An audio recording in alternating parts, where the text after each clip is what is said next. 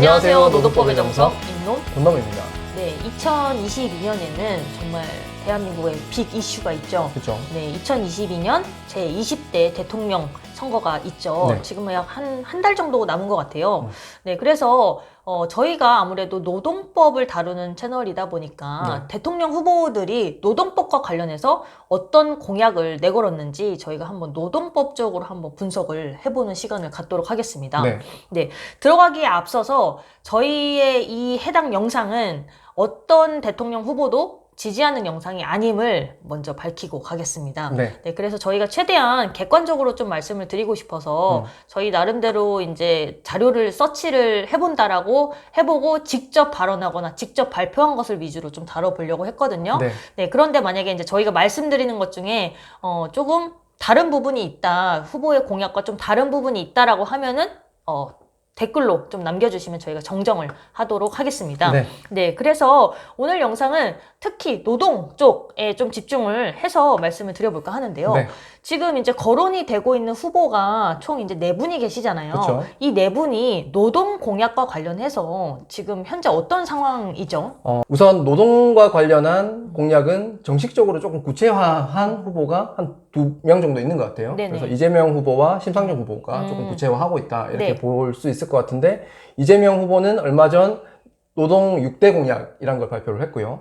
심상정 후보는 그 이전부터 신노동법이라고 해가지고 조금 구체화된 노동 공약을 발표를 했었습니다.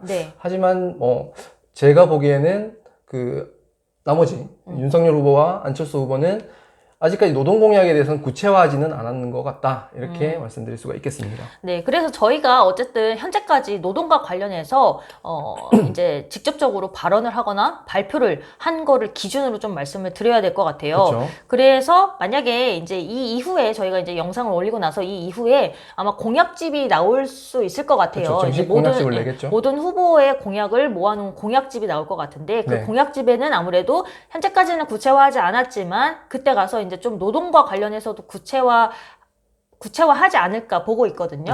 그래서 그때 가서 저희가 이제 다른 후보들의 노동 공약까지 구체화된 걸 가지고 한 번 더 말씀을 드려보는 시간을 갖도록 하겠습니다. 네, 그래서 저희가 일단은 주제를 한번 뽑아봤어요. 모든 후보들을 좀 밸런스 있게 다루기 위해서 공통된 주제를, 공통 분모를 한번 뽑아봤는데 이 분석을 할 때 누구부터 얘기를 해야 될지도 조금 고민이 되더라고요. 그래서 일단은 저희가 이제 법을 다루는 나름 채널이다 보니까 또 나름 법에 기반해서 해보자 해서 공직선거법에 따라서 기호가 결정이 되거든요. 그거를 기준으로 한번 말씀을 드려볼까 합니다. 그 기준이 어떻게 되죠? 공직선거법상으로는 후보자 등록 마감일, 대선은 이번 2월 14일입니다. 그날 국회의원 의석수를 기준으로 순서대로 기호를 부여하도록 이렇게 되어 있습니다. 그렇다 보니까 저희가 이제 순서를 국회의원 의석수죠. 국회의원 의석수죠. 그래서 제일 많은 더불어민주당 이재명 후보를 첫 번째로, 그 다음으로는 국민의힘당 윤석열 후보, 그 다음으로는 정의당입니다. 그래서 세 번째는 정의당 심상정 후보, 그 다음으로는 국민의당 안철수 후보, 이렇게 순서대로 진행을 하도록 하겠습니다. 네, 지지율과는 조금 다르지만 저희는 이제 여기에서 말하는 공직선거법에서 말하는 기호 결정 기준으로 좀 말씀을 드려보겠다, 이렇게 보시면 되겠습니다. 네, 그래서 총 5가지의 주제, 공통 분모에 대해서 한번 각 후보별로 말씀을 드려볼까 하는데요. 첫 번째 주제는 바로 근로시간입니다. 근로시간과 관련해서는 문재인 정부 시절에도 굉장히 이슈가 많이 되었죠. 주 52시간 문제도 있고요. 그 다음에 탄력근로제 단위기간 문제도 있고요. 여러 가지 이슈가 많았는데요. 우선 근로시간과 관련해서 지금 현행법 체계에 대해서 좀 말씀을 드려야 될 것 같아요. 현행법상에는 휴일을 포함을 해서 일주 7일 기준으로 주 최대 52시간까지 가능합니다. 이 52시간까지 가능하다라는 의미는 크게 2가지로 좀 구분을 해서 보셔야 되는데, 일단은 법정 근로시간이라는 개념이 있어요. 1일 8시간, 일주 40시간이라는 법정 근로시간이 있고, 그래서 8시간, 하루 8시간 곱하기 주 5일제라고 보통 말하잖아요. 그쵸. 주 5일 곱하면은 이제 40시간이 나오죠. 네. 그래서 법정 근로 시간은 1일 8시간, 1주 40시간, 주 5일제다 이렇게 부르는 게 그 개념인 거고요. 네. 그 다음에 당사자 간, 노사 간 합의를 통해서 1주 최대 연장 근로를 12시간까지 할 수가 있습니다. 네. 그래서 40 플러스 12 해서 주 최대 52시간까지 가능하다 이런 의미가 되겠는데요. 네. 물론 30인 미만 사업장 같은 경우에는 올해 2022년 말까지 특별 연장 근로 합의를 통해서 이제 연장 근로 8시간을 추가하면 60시간까지 가능하긴 하거든요. 그쵸. 근데 어쨌든 근로시간과 관련해서 현행법 체계 하에서는 이 주 52시간제다. 네. 그리고 주 보통 5일제다라고 표현하는 게 법정 근로시간의 개념에서 따온 거다 이렇게 보면 되겠는데요. 네. 그러면 이 근로시간에 대해서 각 대통령 후보들은 어떤 입장을 취하고 있는지 한번 살펴보도록 하겠습니다. 네, 우선 이재명 후보 같은 경우에는 어떤 입장이죠? 얼마 전에 발표한 노동 6대 공약이죠. 네. 거기서 발표를 했는데 일단 주 4.5일제 도입을 하겠다. 네. 다만 그 주 4.5일제는 사회적 합의를 통해서 단계적으로 도입을 하겠다. 네. 그렇다 보니까 선도적으로 도입하는 기업에는 인센티브를 주겠다. 이렇게 발표를 한 걸로 알고 있습니다.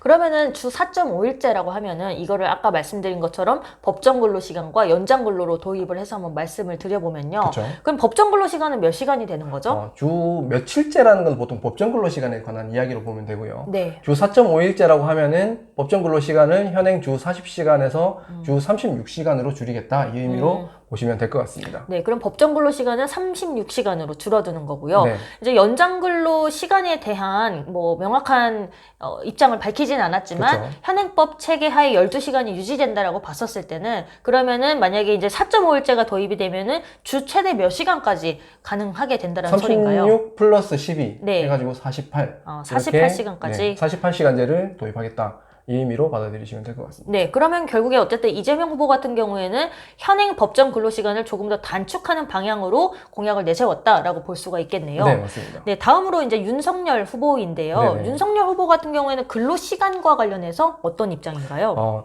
윤석열 후보는 이전에 주 120시간이라는 발언을 해가지고 네네네. 현행 주 52시간제 폐지하겠다. 이런 발언을 한 거 아니냐라는 논란을 조금 빚기도 했었는데요. 근데 최근에 이 윤석열 후보가 나는 주 52시간제 폐지에 대해서 얘기한 적은 없다. 다만 그 주 20시간을 얘기를 한 거는 소규모 사업장의 그 근로시간을 좀 유연하게 운영을 해야 되지 않겠느냐. 그러니까 일이 많으면 일을 많이 해야 될 땐 많이 하고 네. 쉴 때는 확 쉬자. 이렇게 유연한 운영을 얘기를 한 거다. 네. 이런 의미로 밝혔습니다. 어쨌든 현재 주 52시간 제도에 대해서 그 법정 근로의 시간을 뭐 축소하겠다 아니면은 뭐 유지하겠다 아니면 뭐 확대하겠다 이런 부분에 대해서 명확하게 입장을 밝히지 않은 것으로 보이고요. 그쵸. 다만 지금 말씀하신 것처럼 조금 더 유연하게 운영을 하겠다라는 측면에서 네. 저희가 그것이 이제 어떤 법적 제도를 의미하는 것인지를 후보가 밝히지는 않았지만 현행법 체계 하에서 조금 제도를 찾아보자면은 유추해보면, 아무래도 이게 지금 근로시간을 유연하게 운영할 수 있다라는 이 제도 자체가 이제 근로기준법상 유연근로제 중에 이제 탄력적 근로시간제로 그쵸. 볼 수가 있거든요. 왜냐면은 이제 지금 이제 52시간보다 더 많이 일할 수 있는 부분에 대해서 먼저 가정을 하고 있기 때문에 그 제도는 이제 탄력적 근로시간제라고 보면 될 것 같아요. 어떤 주는 많이 일하고 어떤 주는 적게 일하고 그것을 평균 내가지고 법정 근로를 이제 넘지 않으면은 그것도 가능하게 하자 이런 제도가 탄력적 근로제이기 때문에 그쵸. 그 제도에 대해서 이제 좀 언급을 한 걸로 보이긴 하는데요. 근데 이제 또 현행법에 대해서 좀 잠시 말씀을 드리면 현행법상에 이 탄력적 근로제를 도입을 한다라고 했었을 때는 이제 도입을 한다 하더라도 일주의 최대 근로 가능한 시간이 있잖아요. 그쵸. 그 시간은 어떻게 되나요? 연장 근로 포함해가지고 주 64시간까지 가능합니다. 주 64시간까지 가능하고 특별 연장 근로 합의를 한다 하더라도 그쵸. 이제 72시간까지 가능한데 네. 이제 윤 후보가 이제 발언을 한 부분에 비추어 보면은 아무래도 탄력적 근로 시간제에 대한 어떤 변경이 개정이 있어야지 그것이 가능할 것으로 보이긴 그쵸. 합니다. 좀 확대를 의미를 하지 않나. 탄력 근로제의 확대. 네네. 네, 그런 의미로 좀 받아들일 수 있을 것 같습니다. 어쨌든 근로시간과 관련해서 이거를 뭐 축소하겠다, 확대하겠다 이 법정 근로 개념을 건드린 것으로 보이진 않고요. 다만 이제 현행법 하에서 탄력적 근로제, 유연근무제에 대해서 조금 다루고 있는 것으로 보여지긴 합니다. 네. 네, 다음으로 심상정 후보 같은 경우에는 어떤 입장인가요? 심상정 후보는 예전부터 논의가 많이 되었었던 주 4일제를 네. 도입을 하겠다. 네네. 이렇게 공약을 내세웠습니다. 이 주 4일제는 아까 말씀드렸다시피 주 며칠제는 법정 근로시간과 관련됐다라고 말씀드리죠. 네네. 그래서 주 4일제는 현행 주 40시간의 법정 근로시간을 주 32시간으로 줄이겠다 이런 의미로 받아들이시면 될 것 같습니다. 그러면은 이재명 후보 같은 경우에는 이제 4시간을 줄여서 36시간을 그렇죠. 법정 근로로 이제 내세웠는데 네. 심상정 후보 같은 경우에는 8시간을 줄여서 32시간의 법정 근로 시간을 이제 내세웠다라는 거죠. 네네. 그럼 마찬가지로 이제 연장 근로까지 가능하다라고 했었을 때 주 최대 몇 시간까지 근로가 가능한가요? 네, 법정 근로 시간 32시간 더하기 12시간 하니까 주 네. 44시간. 주 44시간제가 이제 되는 거네요. 네, 네 그렇습니다. 네. 그러면은 이제 안철수 후보 같은 경우에는 근로 시간과 관련해서 어떤 입장을 보여주고 있죠? 명확히 뭐 법상으로 어떻게 입장이 이렇다 이렇게 설명을 드리기는 조금 어려울 것 같고요. 네네. 현행 주 52시간제의 방향성에는 동의한다. 네. 하지만은 현행 제도가 조금 경직적인 부분이 있으니까 회사의 자율권이 조금 더 확대가 돼야 되지 않겠느냐 이렇게 발언을 한 적이 있습니다. 네, 아무래도 안철수 후보 같은 경우에도 어떠한 노동법적으로의 제도를 말을 이렇게 한 거는 아니지만 그쵸? 저희가 이제 현행법 체계 하에서 한번 살펴보자면은 이게 유연근무제가 이제 회사에게 자율권을 조금 주는 그런 제도는 탄력적 근로제라고 보이고요. 그다음에 근로자한테 자율권을 주는 제도가 이제 선택적 근로제라고 보이는데 네. 이제 안철수 후보 같은 경우에는 회사가 이제 회사의 자율권을 조금 더 확대해서 이 경직성을 풀어보자. 이런 의미로 이제 발언을 했기 때문에 네. 안철수 후보 역시 이제 유연 근무제 중에서도 탄력적 근로제를 좀 염두에 두고 말을 한 것이 아닌가 이렇게 그렇죠. 한번 보고 있습니다. 조금 그걸 조금 더 확대하자는 의미가 아닌가 이렇게 네. 유추를 하고 아무래도 있습니다. 뭐 탄력적 근로제와 관련해서 이제 뭐 윤석열 후보나 안철수 후보나가 생각하는 방향으로 가기 위해서는 아무래도 뭐 단위 기간 확대의 문제와 그다음에 일주 최대 가능 시간의 확대로 이렇게 법 개정이 이루어져야지 이것이 가능할 것이다 이렇게 일단 보고 있는데요. 그렇죠. 어찌되었건 윤석열 후보나 안철수 후보나 둘 다 탄력적 근로제라는 그 제도를 직접적으로 언급을 한 적은 없어요. 다만 이제 그 말에 대해서 현행법 체계 하에서 제도를 저희가 한번 찾아봤었을 때는 탄력적 근로제 얘기가 아닌가 이렇게 한번 보고 있습니다. 네. 그래서 어찌되었건 이재명 후보나 심상정 후보 같은 경우에는 법정 근로시간을 조금 중점적으로 다루고 있는 것 같고요. 네. 그다음에 윤석열 후보나 안철수 후보 같은 경우에는 이제 유연 근로시간 제도를 그렇죠. 좀 다루고 있는 것으로 보여진다. 네. 이렇게 볼 수가 있겠습니다. 네. 그리고 전체적인 근로시간 축소 방향성을 잡은 후보는 이재명 후보와 심상정 후보가 아닌가 이렇게 보고 있습니다. 네, 근로시간에 이제 전체적인 양의 축소죠. 그렇죠. 양의 축소는 이재명 후보와 심상정 후보다라는 거죠. 네. 네, 그렇습니다. 네, 그다음 두 번째 주제로는요. 이제 공공기관의 노동이사제를 이제 찬성하냐 반대하냐 이런 입장인 건데요. 네. 이 공공기관의 노동이사제가 이미 법으로 통과가 돼서 도입이 되었죠. 그렇죠. 이 공공기관의 노동이사제 이 제도는 어떤 제도인 건가요? 보통 회사가 이사회가 있듯이 공공기관도 이사회가 있습니다. 네, 그 이사회에 근로자의 이익을 대변을 할 수 있는 이사를 참여시켜서 의사결정을 하자. 네. 그게 바로 노동이사제 이렇게 볼 수 있겠습니다. 네, 이거를 아무래도 이제 노와 사의 문제니까 네. 이거를 아무래도 노사관계라는 측면에서 한번 살펴보면요. 그쵸. 이게 일단은 사용자 측 입장에서는 이게 경영의 의사결정 사항이기 때문에 경영권의 사항으로도 볼 수 있기 때문에 그쵸. 이거는 근로자가 개입할 부분이 아니다. 이제 그렇게 볼 수가 있는 거고요. 네. 이제 근로자 입장에서는 노의 입장에서는 이게 물론 경영의 의사결정의 사항이긴 하지만 그러한 결정이 근로조건에 또 직접적, 간접적으로 영향을 미칠 수 있는 거기 때문에 그쵸. 이거는 근로자들도 알아야 되는 사항이다. 그리고 뭐 또 기업이 투명하게 운영이 될수록 그 기업이 이제 유지가 되겠고 그러면은 이제 근로자들도 그 기업에 계속 재직을 할 수가 있잖아요. 뭐 그런 문제도 연계가 되어 있다. 이렇게 볼 수가 있을 것 같아요. 네네. 네, 그러면은 각 후보별로 공공기관 노동이사제에 네. 대해서 어떤 입장인지 살펴보도록 하겠습니다. 네. 우선 이재명 후보 같은 경우는 경기도지사 시절부터 네. 조례 제정을 통해 가지고 노동이사제를 도입을 했고 역시 국가 차원에서 공공기관 노동이사제 도입하는 것도 찬성을 했습니다. 네. 그 당시 입법 당시에도 찬성을 했다. 그래서 이 공공기관 같은 경우는 공적 성격을 가지죠. 국민의 세금도 투입이 되고 여러 가지 이제 투명성을 요구를 한다. 그래서 노동이사제 이러한 노동이사제를 도입을 하면은 이러한 부분에 있어서 충분히 장점을 발휘를 할 수 있을 것이다. 이렇게 얘기를 하고 있습니다. 네, 공적 성격을 가진 만큼 그 투명성을 기여한다는 측면에서 노동이사제의 도입에 뭐 찬성한다 이런 입장으로 보여집니다. 네네. 윤석열 후보 같은 경우에는 어떤 입장인가요? 윤석열 후보도 일단 찬성 네. 입장입니다. 네네. 입법 당시에도 찬성 입장을 밝혔는데요. 네네. 공공기관은 역시 적절한 감시가 필요하다. 공적 성격을 가지니까. 네네. 그리고 공공기관의 개혁에도 근로자의 의견이 필요하다. 그래야지 좋은 개혁 방향성이 나온다. 그래서 찬성하는 입장을 밝혔습니다. 아무래도 이제 공공기관이라는 그 기관의 특성 때문에 네. 아무래도 투명성이라던가 적절한 감시 이런 것들을 좀 중요하게 생각을 하고 있는 것 같습니다. 그렇죠. 네, 심상정 후보 같은 경우에는 또 어떤 입장인가요? 심상정 후보 역시 예전부터 SNS를 통해 가지고 지속적으로 찬성하는 입장을 내비쳐왔습니다. 역시 마찬가지로 같은 입장이네요. 네, 그러면은 마지막으로 안철수 후보 같은 경우에는 앞서 말씀드린 세 후보와 다르게 그쵸. 이제 반대의 입장에 있는 것으로 보여지는데요. 네, 뭐 어떤 측면에서 반대를 하고 있는 건가요? 우선 반대한다는 입장을 얼마 전 대선 토론회에서도 명확히 밝혔죠. 그래서 네네. 뭐 내가 이제 안철수 후보가 대통령이 되면은 이거를 폐지를 한다는 이런 입장인지는 잘 모르겠는데 네네. 아무튼 그 이유를 보면은 공공기관 같은 경우는 혁신을 해야 되는 경우가 많이 발생을 합니다. 네네.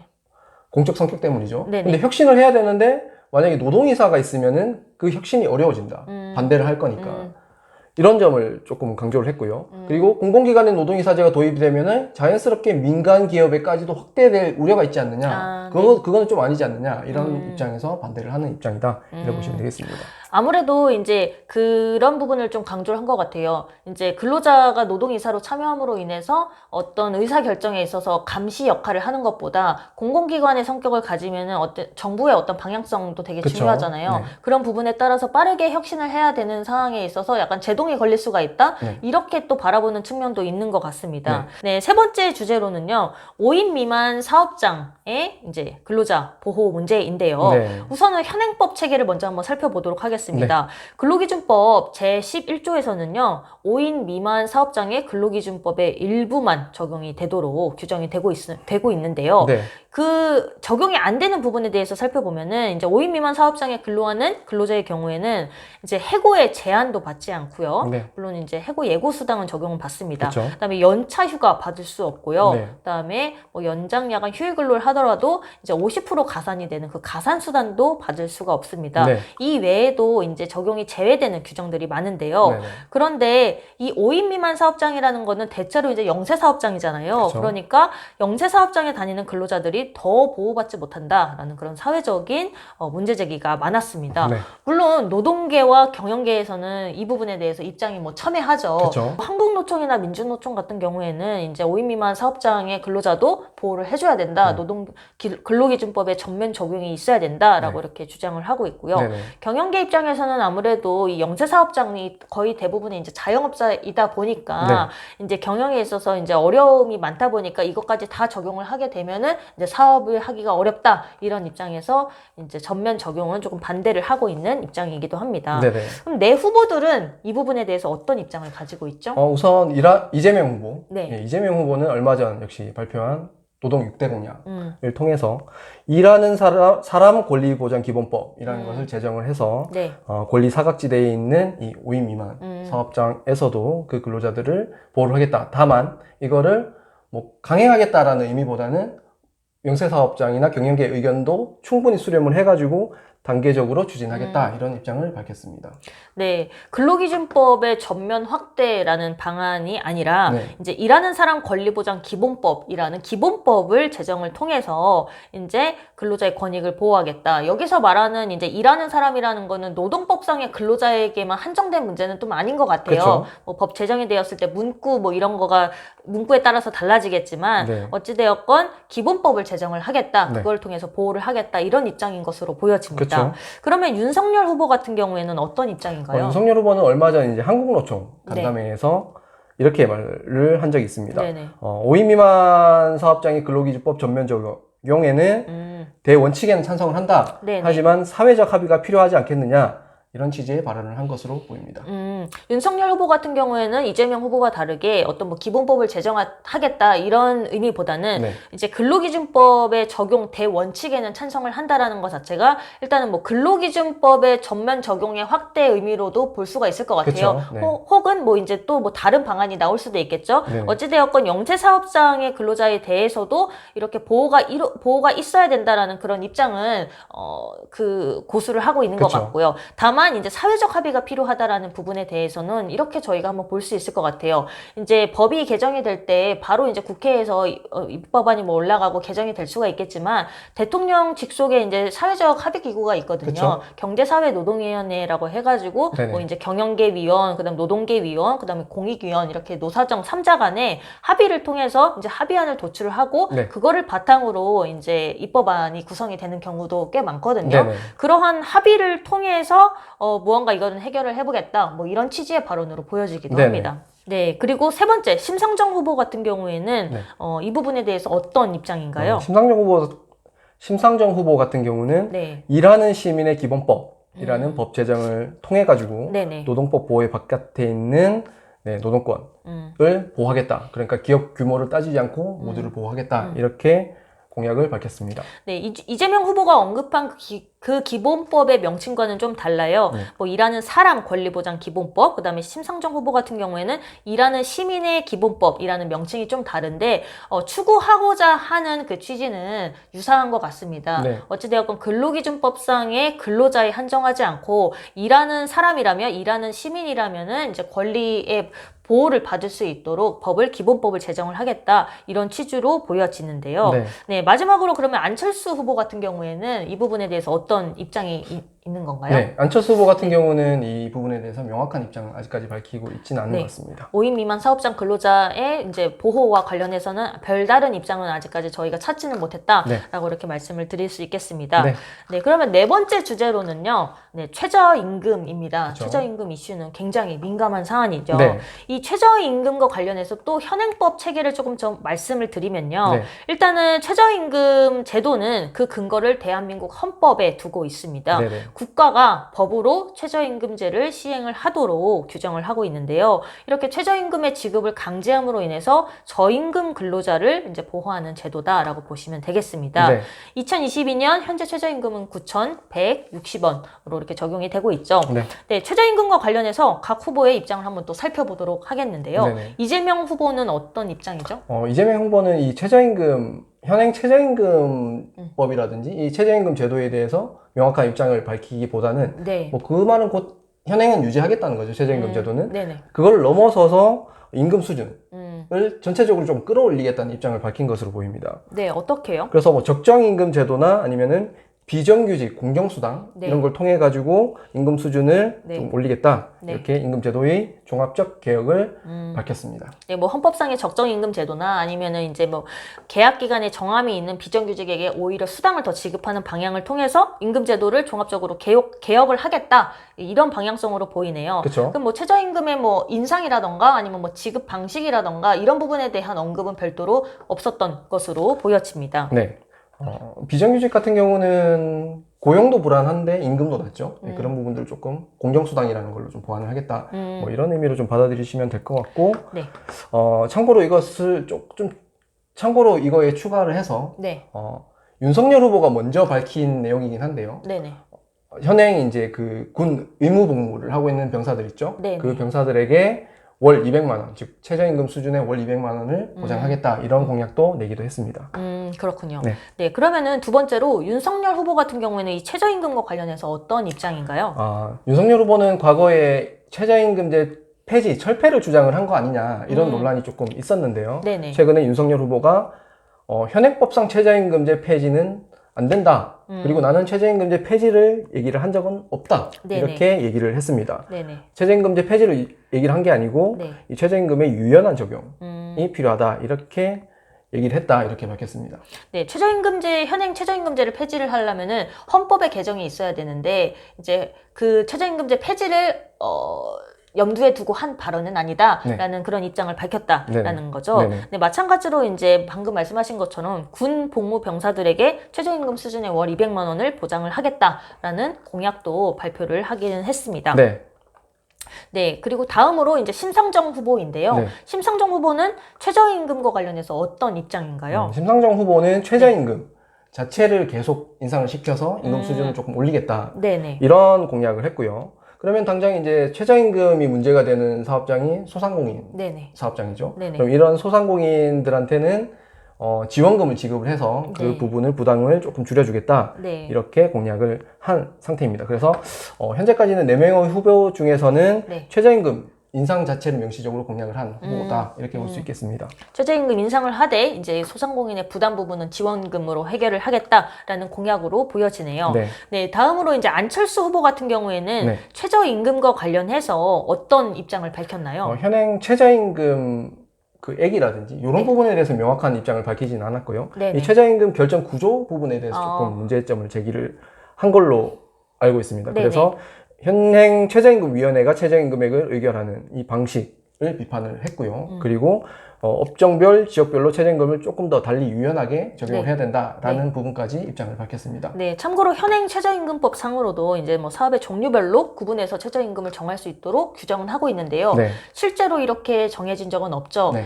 네, 마지막 주제로 5번째 주제죠. 공무원, 교원, 노동조합의 타임 오프제에 대한 문제인데요. 네. 이 타임 오프제라는 거는요, 이제 한국말로는 이제 근로시간 면제제도라고 합니다. 네. 이 근로시간 면제제도라는 거는 이제 노동조합이 조직이 되고 노동조합에 이제 전임자가 있을 거잖아요. 네.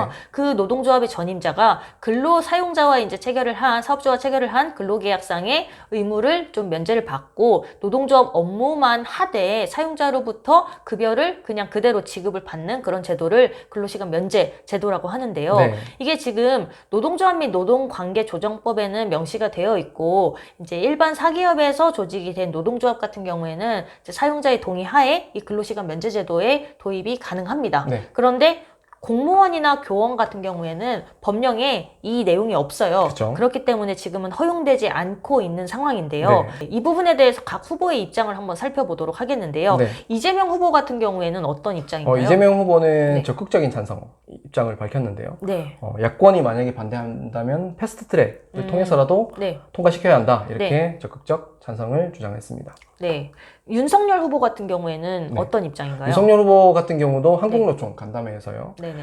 조금 우려가 있지만 공무원, 교원, 노동권에 대해 이제는 타임오프제를 지원할 때가 됐다. 이렇게 이제는 때가 됐다. 이런 찬성의 의미를 밝혔습니다. 네, 그러면 심상정 후보 같은 경우에는 어떤 입장이죠? 심상정 후보는 이 부분에 대해서는 명확히 의견을 밝힌 적은 없는 것으로 보입니다.